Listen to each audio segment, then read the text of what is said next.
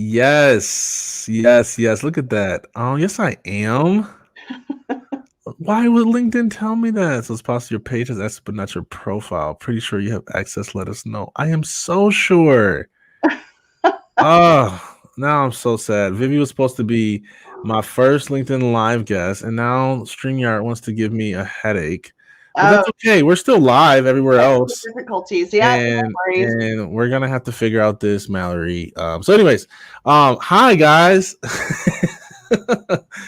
Thank you for tuning in to Second Chance Live. I have a very special young lady that I Mm. want to share with you. She is a friend. I don't remember how we met, Vivi. um but I feel like I've known you forever. You've just been part of my community and yeah. here for a very long time, or it feels like that. It does. It does. It feels like forever.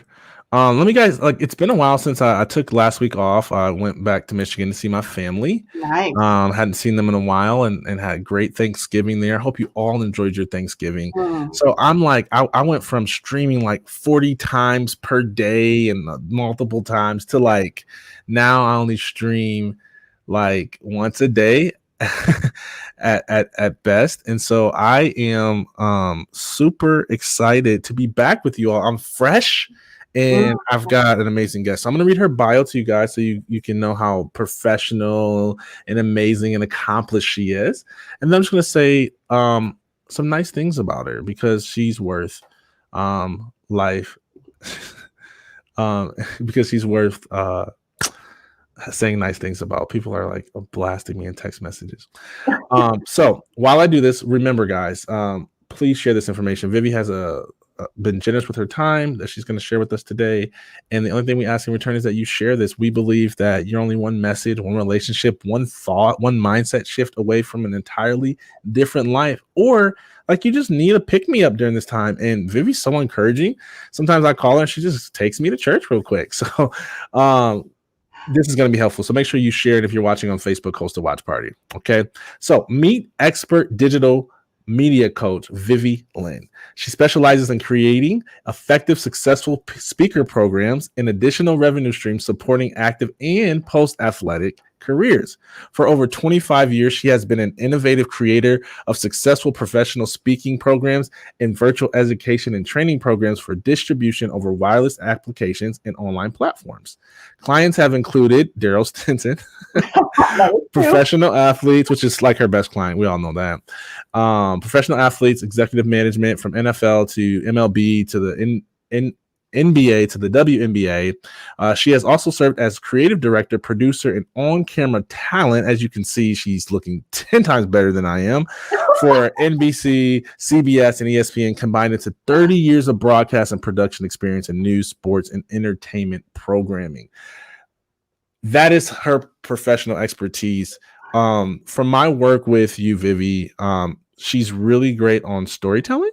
Mm-hmm. And I'll tell on myself on the front end and say, like, when I wrote my book, she was helping me when I was just kind of still fleshing it out. And she is the reason why you hear more of my story in the book, because that was like one of the number one things. She said, Darryll, it's too much like professional development and tools and tactics, and it's not enough you. What about you? We want to hear from you.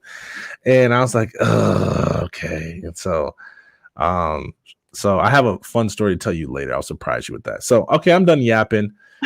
Vivi, can you share with people your story? And I want them to know some of the things you've gone through and overcome. You know, I didn't go out into this world thinking that one day I'm going to be working in professional sports. I really thought as a young kid, I just wanted to tell stories. And so my stories started when I was very young. When I was a kid, just like many kids, you start doing skits. You want to tell the stories that we're familiar with from a child's perspective.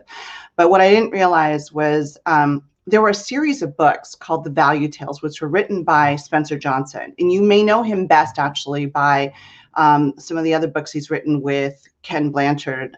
He wrote the book Who Moved My Cheese and became a great motivational speaker and author. I didn't know this, but at the age of like 10, 11, and 12, when I'm reading the books, I became drawn to the stories. We're learning values through the stories of real life people. So Helen Keller, Winston Churchill, Louis Pasteur. And it became really relevant to me to start doing my own story. So I made a film at the age of 11 years old, shot on 16 millimeter. Yes, I am showing my age. Um, but I did a live action and animated story of how Margaret Mead was curious about human nature, about human behavior. And that's really shaped me. Now I do storytelling from your perspective. What is your story? We all have stories, and you don't have to have an epic fail in life or an epic challenge. And newsflash, we're all going through an epic challenge right now. Coronavirus has completely leveled the playing field, literally, in a lot of ways for people. So it's not about having this epic fail, which I could go into details with. I've had my own challenges. We all have family. We all have drama. We all have difficulties, whether health related or relationship related. The key isn't that if we have challenges. The key is, what do we choose to do with those challenges? How are we choosing to respond? And how do we rise up above them? Right. Man, you're already preaching and already adding so much value. This is why I love talking to you. You know, there's people, and one of the things that you said that really was so important for people to know is that you don't have to have this like crazy doom and gloom story, or like I was like abandoned when I was 1 year old or anything like that. And it's so funny because I know your story. I know you have some of that in your history. Mhm.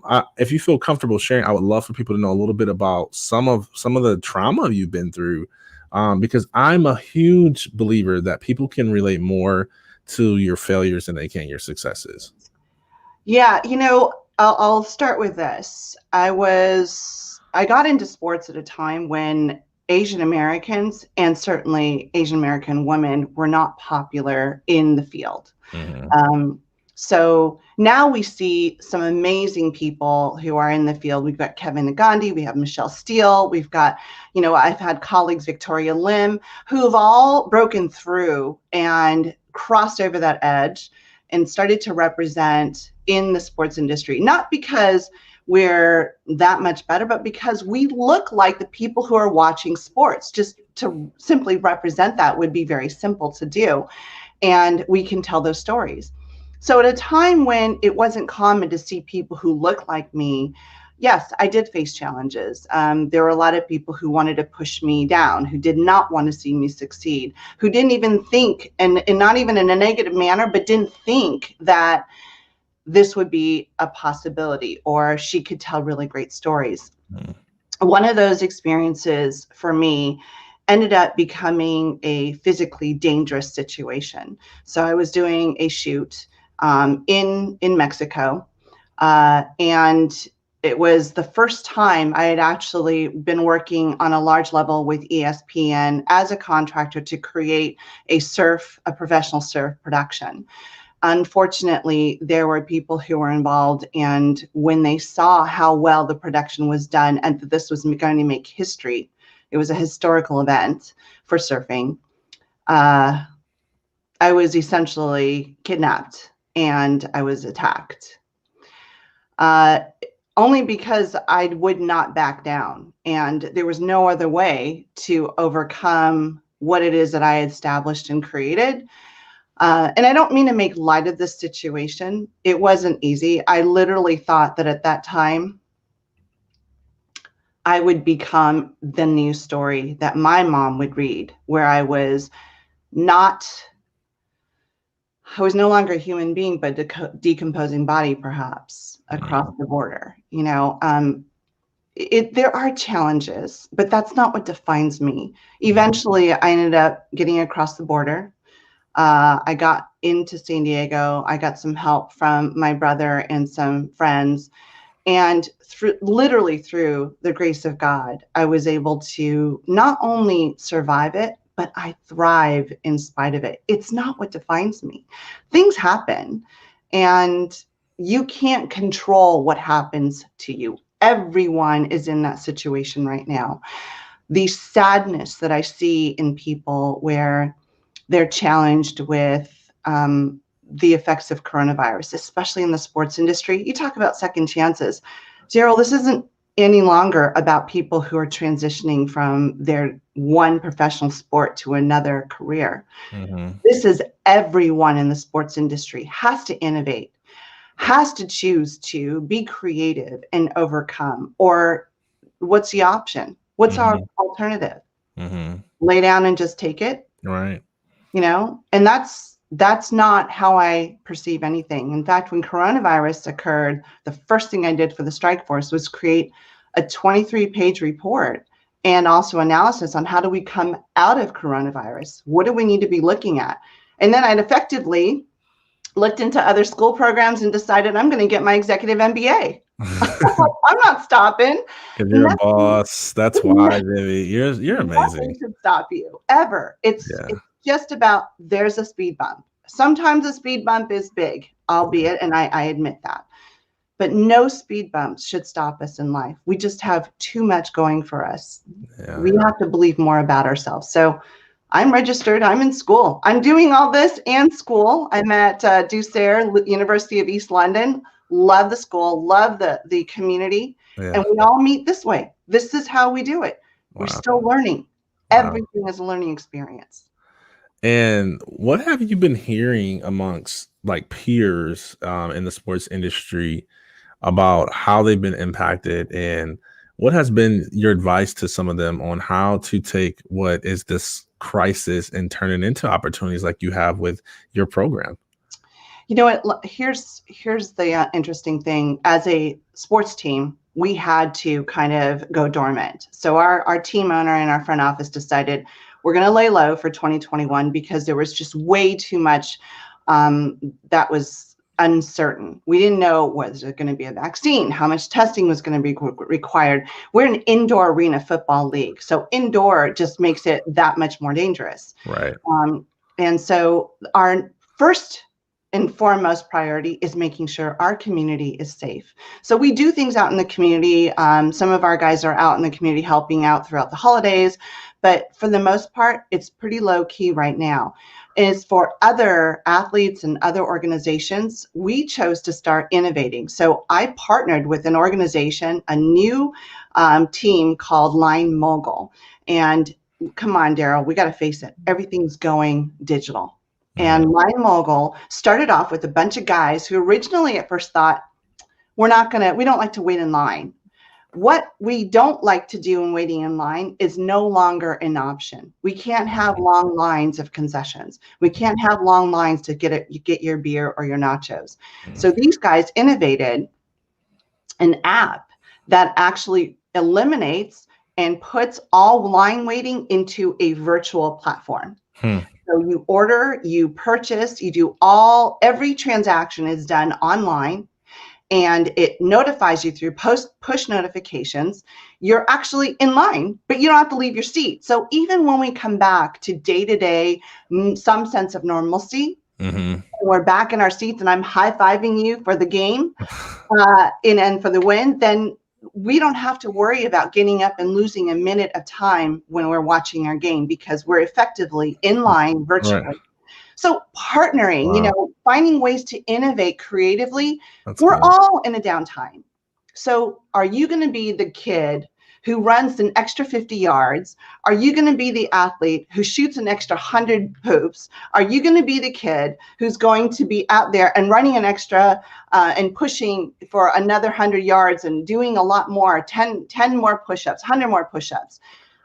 I want to be the one. I want to be that kid.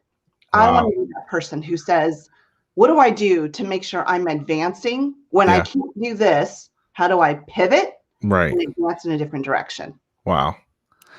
Man, so you're amazing. And I'm like, number one, I don't think I've seen this side of you. I think when you coach, you're so nice and you're so gentle. And now you're like I feel like you're head coach and it's halftime and you're yelling at us like like finish the game strong.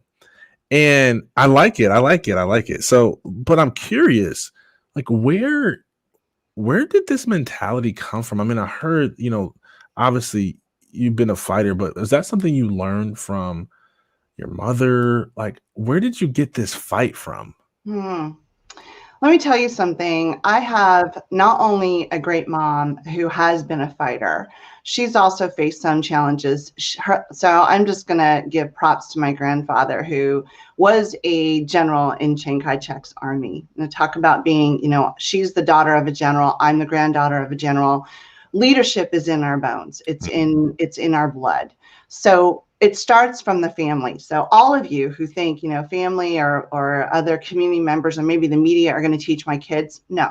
Number one, it comes from your parents and the people around you. But then I've got amazing support in my community. I've got great mentors. I've got Bob Galen, who I met as a director of programming over ESPN 25 plus years ago. And we are still very good friends, who's now CEO of MTK Global. I've got a great friend that I met. Honestly, this is the craziest story. So you talk about how we don't even remember how we met because we've just connected so deeply. I watched a Netflix show called Losers. And the first episode was a world boxing champion, Michael Bent. Let me tell you something. Michael was talking about his story and how he lost globally, lost on a worldwide ABC Sports broadcast. And he turned that loss into the biggest win of his life. He's now an actor, a screenwriter. He is discovered, and he's a phenomenal writer in general. He's artistic, he's creative, he's emotionally attuned. He wrote a story that I found immensely stimulating called, and it was intriguing, called The Anatomy of a Knockout. No boxer takes emotional evaluation account of his process of getting knocked out, but Michael did. He was courageous enough to do that. So when you talk about the fight in me, it's from people like that. Michael and I now are friends. I looked him up on LinkedIn. I found him. We started a dialogue, and now we are immensely good friends. And he's mentoring me. He encourages me. He lifts me up. I mean, so when you talk about where it comes from, the fight isn't against anyone except for what I want to challenge myself to do, how I want to succeed. And that's what every athlete should be looking at, right? Not about what we face necessarily, as in what we face is like another opponent. You're not angry at your opponent. You don't want to make your opponent pay or lose. That's not where the competitiveness comes from. It's from knowing and using that situation or those athletes or that team as a gauge for how well prepared are you for some of the worst or toughest situations. Wow. So it's a random question that came to my mind when you were talking about this. Did you watch the Tyson and Roy Jones Jr. fight? I did not. Shamelessly, I have to say. I should have. It's a classic, Vivi. But anyways. I know. So, I mean, Mike says, in the post interview, they're just like, asking him questions, or maybe it was pre-interview. I don't know. It was late. And he goes, whatever I want to do, I just do it. I make up my mind I'm going to do something and I just do it. And I do what is necessary to make it happen. And he said, and they're like, well, what are you hoping to get out of this? Is it the pay-per-view sales? Is it, money? Right. And he just goes, no, man, he just push myself, and it's what you're talking about. This like, I just want to be the best version of myself. And I really do think it's a high achiever's mindset that, you just want to see what you're capable of. And most people in life, Vivi, never figure out what they're capable of. And I was one of those people, and that because you coached me for a short time. And I'm sitting here on all this potential. And I think you started coaching me before TEDx, before Fox, before ABC, before like this book, before Second Chance Athletes was even more than just a blog, right? And because of that, so you talked about surrounding yourself with the right voices. Right. And you were one of those voices that were like, dude, you are a lion waiting to roar, like challenge yourself, push yourself. But here I am comparing myself to others, and I had the wrong motivation. I was competing against other people, which kept me stagnant Yeah. instead of moving forward. So, I'm rambling, but I know that there's people that are watching this that can spend too much time comparing themselves to others, and they stay stagnant because they don't think my brand's not as developed as they are, or whatever the excuse is. And you're telling us to challenge ourselves. You're telling us to push, to become to find that motivation and let that be what challenges us versus trying to outdo somebody, which is kind of counterintuitive for an athlete. Yeah. So Right. but it's great advice. It's great Well, advice. what it is it's taking it one step further. I'm not saying don't compete against what's in front of you. Yeah. I'm also not saying don't deal with COVID, which is in front of us, or deal with other challenges. What I am saying is perceive that from a place of that's sort of like a gauge. Yeah. It helps us see where we're at. If we can overcome this, then we've elevated ourselves above that hurdle, right? Yeah.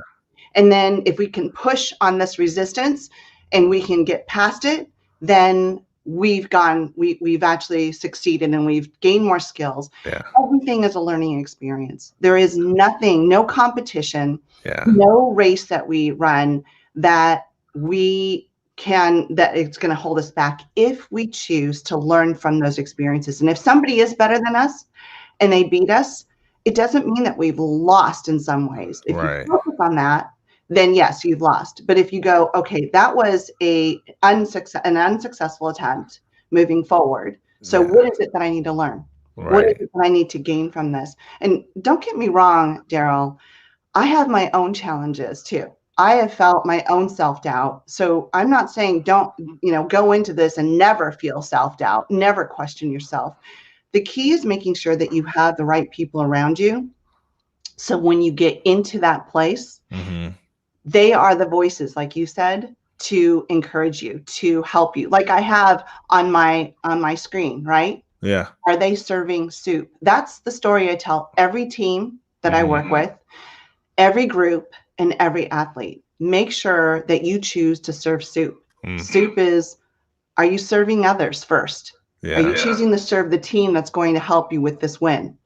Are you going to be, are you also owning your piece, your part, your role? Don't blame others if something didn't get done. If you didn't make that catch, if you didn't make the connection, it's not about blaming. It's about owning what is my part. And then you is, how do I bring everyone together? Yes, maybe we all started going off in the wrong direction, but it isn't about blaming and pointing fingers and what's wrong, but bringing everyone together as a unified unit, not claiming I'm right, you're right. Well, as soon as we start getting self-righteous, you're dividing. It's division. We do it all the time in politics and social matters. Division is never going to work.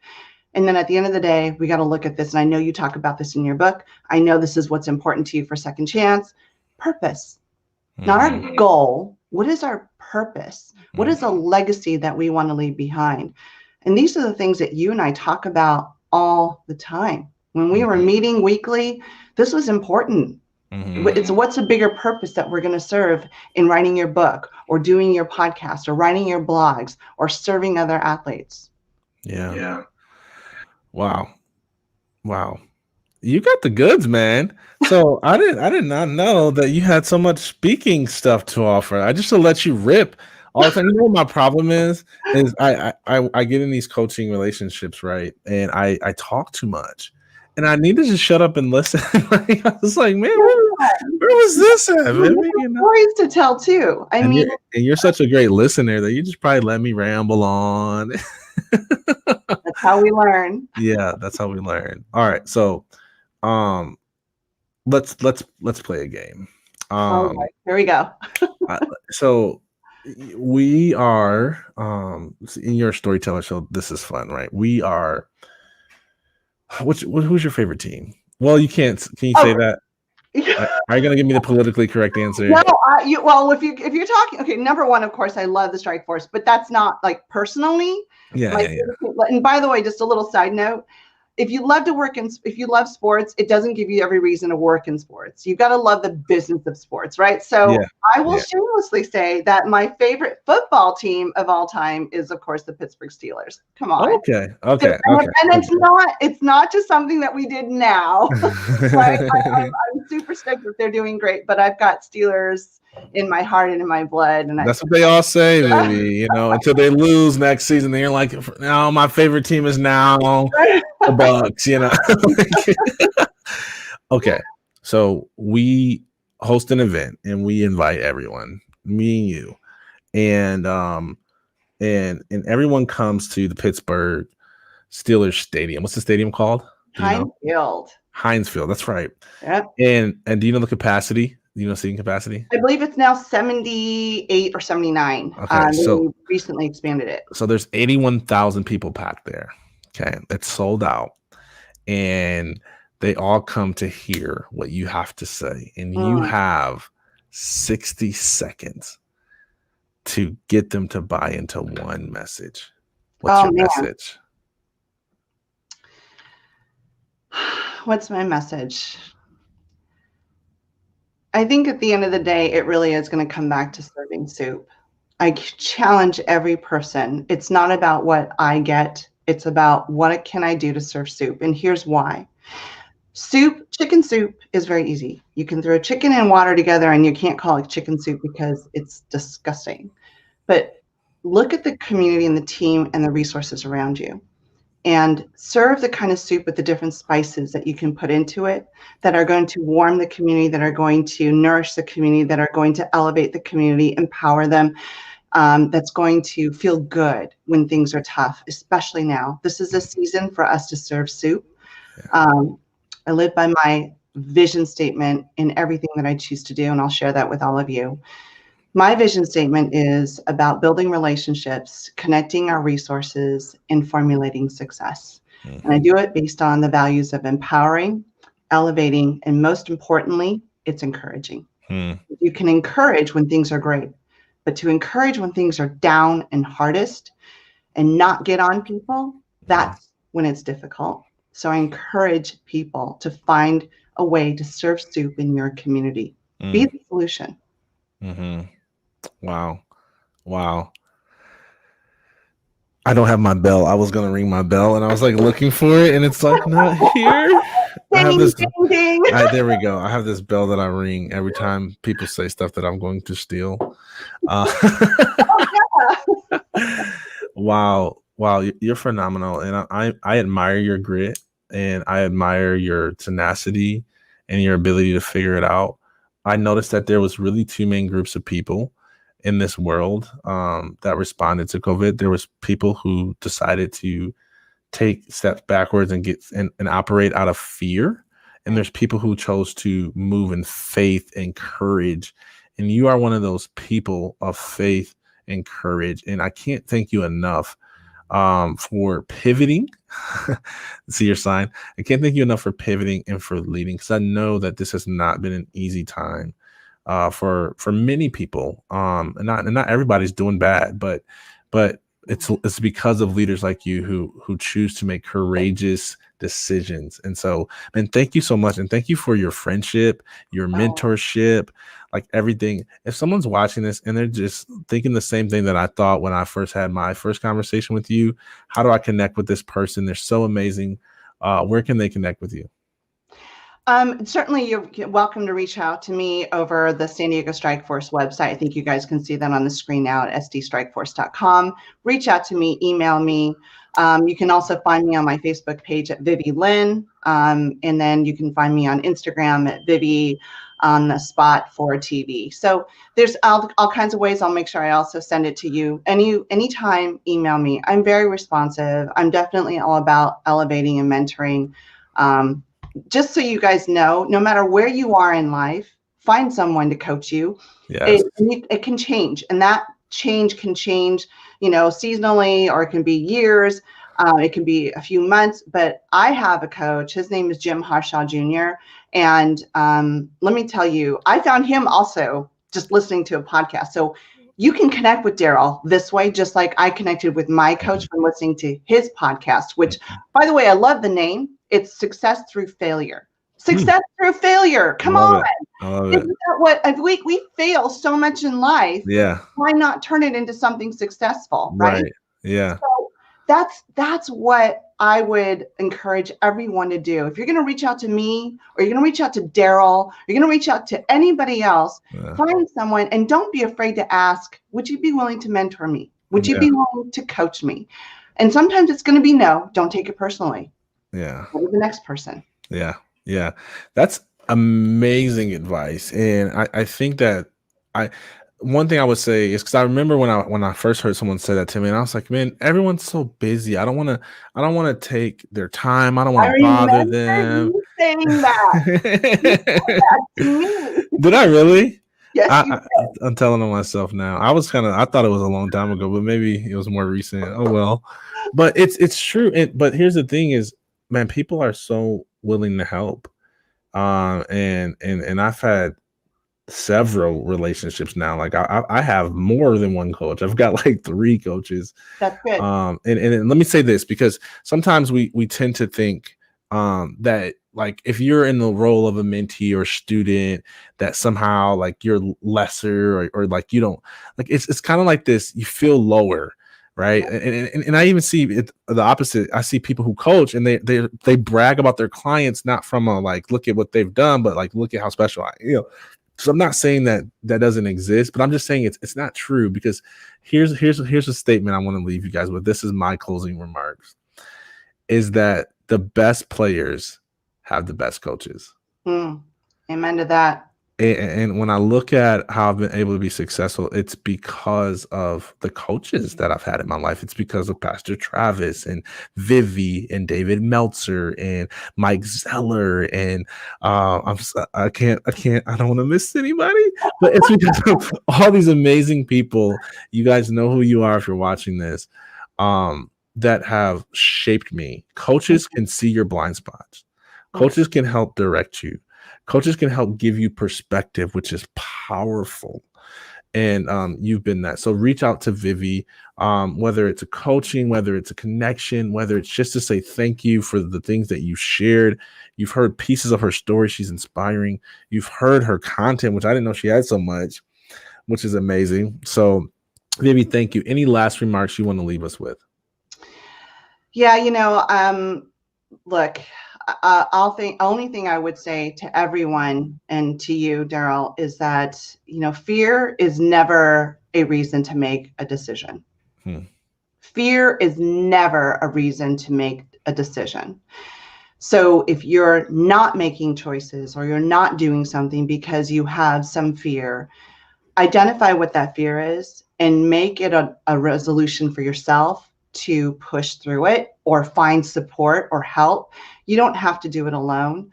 And I'm saying this to myself. Everyone makes decisions out of fear, and they are never going to pan out. And frankly, as you and I both share a very strong faith. And in our faith, we know that fear is not of what our God offers us. He gives us courage. So at the end of the day, for me, fear is when I'm relying on myself.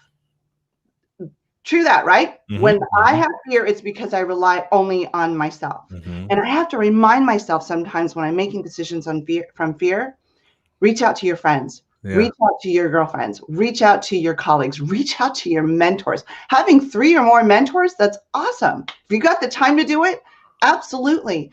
Find people to help you and support you. There's no operation in the military that operates alone.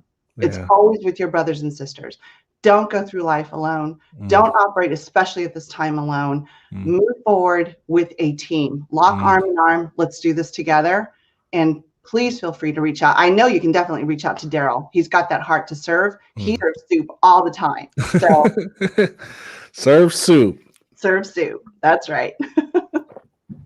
I'm about to die. I was trying to talk, and I'm like, I don't know what happened. Gotta love it. You're all choked up. Gotta love. I was tearing up. That's what was happening. You were getting me all emotional. So, wow. There's nothing else to be added. The only thing that I forgot to ask you, and it's short, is when are you writing your book? Yeah, I was talking to my business partner, Brett Goda, about that. Brett's a good friend and a great believer, and he and I talk about things like that. I do need to. And you know what? Maybe that's where you can mentor me. I got you. All I right. got you. We're going to get this book out there because you have way too much content, way too much story to not share. And people look at you now and they look at us now and they see accolades and they see your titles, but they just have no clue what you've been through, had no clue how you started, had no clue what you had to overcome. So don't look at how amazing and young she looks and how accomplished she is and how bright my smile is and how what our rankings or titles. Don't look at that and tell yourself that you can't do it. Actually look at the fact that I was once sitting on a psychiatric bed screaming at the doctors to leave me alone because I just wanted to die. I had no desire to live. Vivi thought that her life was going to end. She thought she was going to be a story, a headline of a newspaper. But look at where we are now. And so anything is possible. It doesn't matter where you start. All that matters is how you finish. So make sure you finish strong. Thank you so much for tuning in today. I encourage you to please connect with what we're doing. Go support the book. It's still available. I don't know if the bonuses are up anymore or not, but if they are, you can get them. If they're not, the book is worth its weight in gold. People like Vivi helped me to shape this content. I have so many people talk about how it has helped them, whether you're an athlete or not. If you're just someone who wants to live more fulfilled, live from your highest purpose, this is for you. Make sure you connect and reach out to Vivi. Thank you so much for coming on today. And until next time, always remember that your best days are ahead of you and they're never behind you. Bye-bye.